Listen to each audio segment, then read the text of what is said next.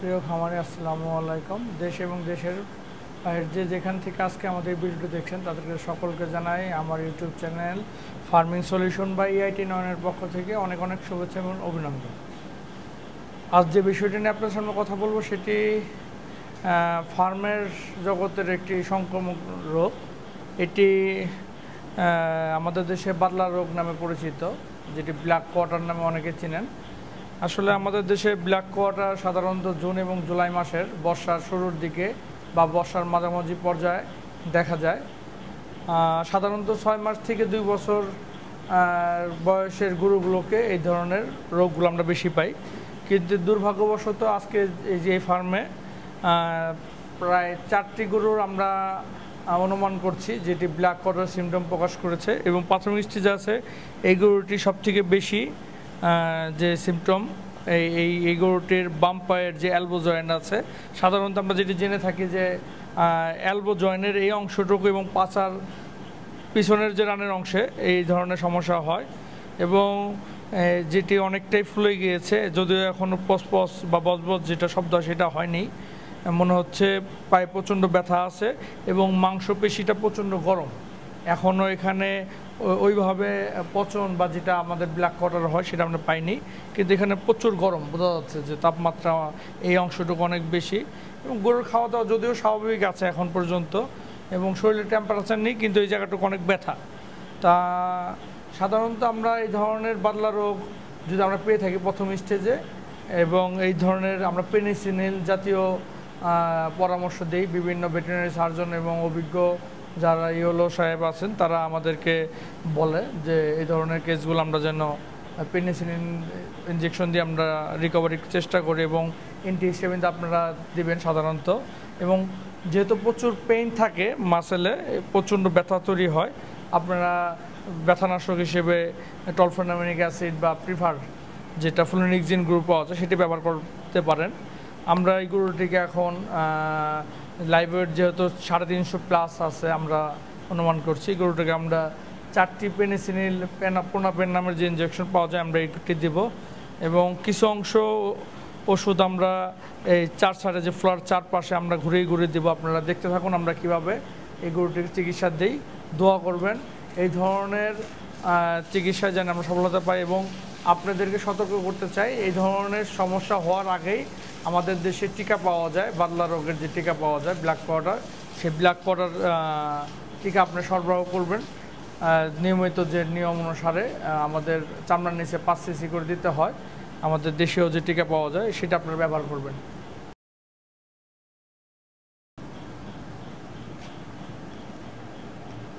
আমরা এই মুহূর্তে অ্যান্টিবায়োটিক পুশ যেহেতু করবো, আমরা অ্যান্টিহিস্টামিন ইঞ্জেকশন পুশ করছি 12 মিলি।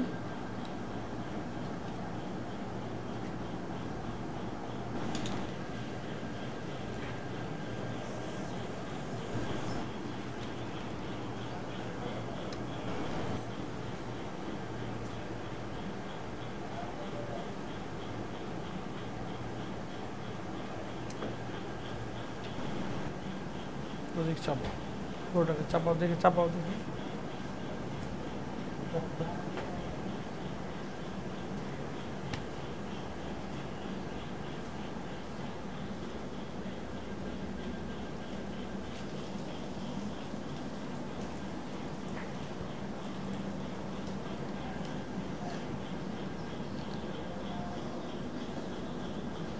যেহেতু এই অংশগুলো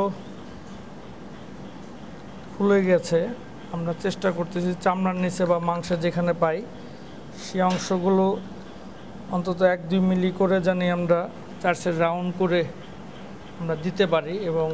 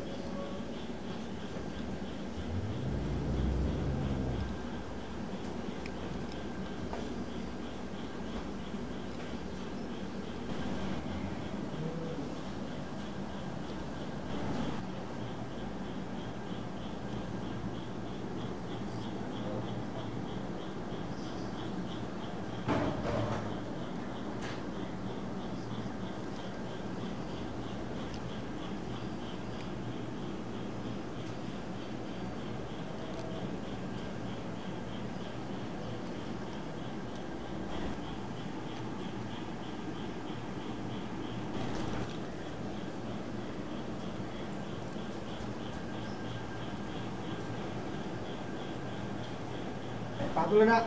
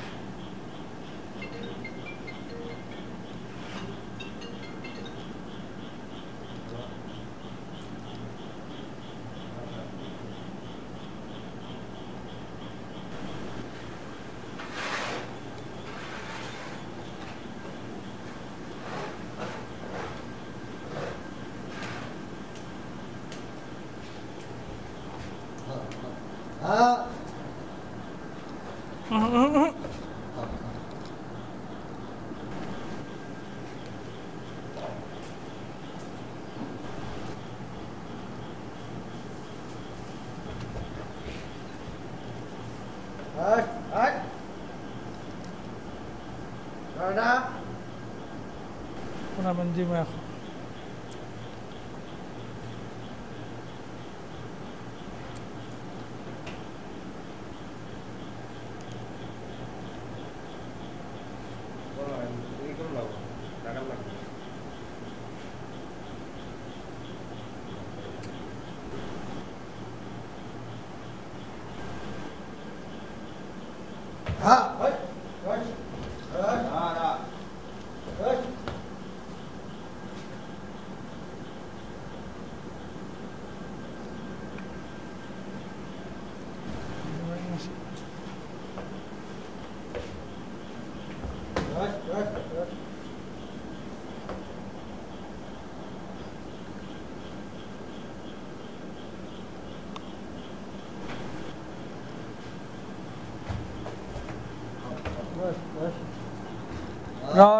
বাবা তোদের ভালোর জন্যই করতেছে তিনটা দিয়ে হয়েছে না ওরা শোনাবেন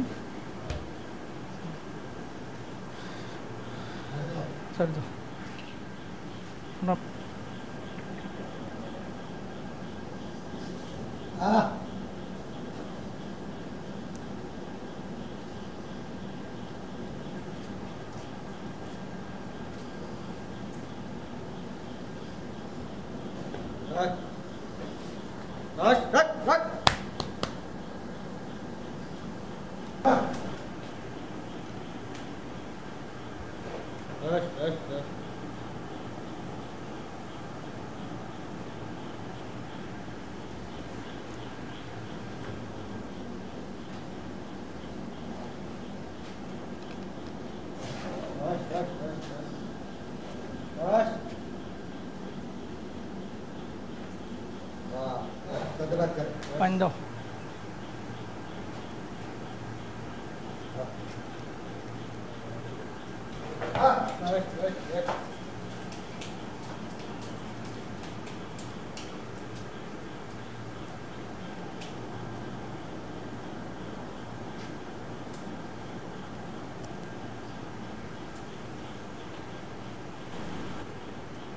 এটা ধরো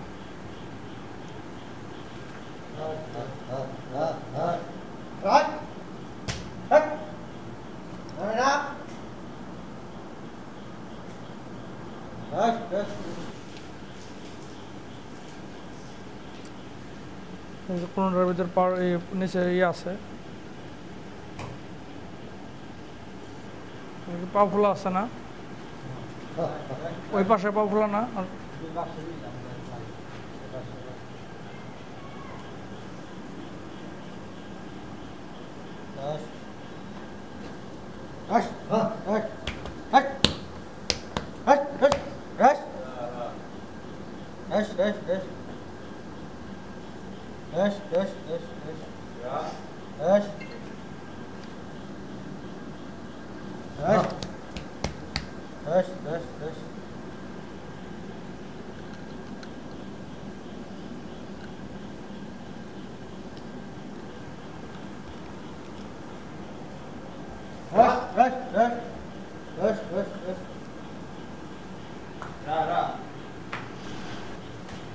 প্রিয় খামারি আপনারা তখন দেখলেন আমরা 4টি গরুকে পেনিসিলিনের ওষুধ কীভাবে মাংসে চামড়ার নিচে বা যে অংশ ফুলে গিয়েছিল সেই অংশের চারপাশে আমরা রাউন্ড করে অল্প অল্প শক্তি দিয়ে দেওয়ার চেষ্টা করেছি।